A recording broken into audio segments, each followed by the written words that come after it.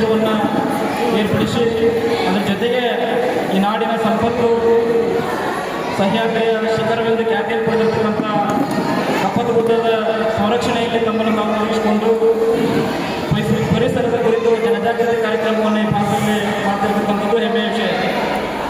ಪ್ರಸ್ತುತ ದಿನಮಾನಗಳಲ್ಲಿ ಶೈಕ್ಷಣಿಕ ಕ್ಷೇತ್ರ ವ್ಯಾಪಾರೀಕರಣವಾಗಿ ಮಾರ್ಪಟ್ಟಿರ್ತಕ್ಕಂಥ ಈ ಸಂದರ್ಭದಲ್ಲಿ ಮಕ್ಕಳಿಗೆ ಉಚಿತವಾಗಿರ್ತಕ್ಕಂಥ ಶಿಕ್ಷಣವನ್ನು ನೀಡಿರ್ತಕ್ಕಂಥದ್ದು ಕೂಡ ಬಹುದೊಡ್ಡ ಸಾಧನೆ ಆಗಿರ್ತಕ್ಕಂಥದ್ದು.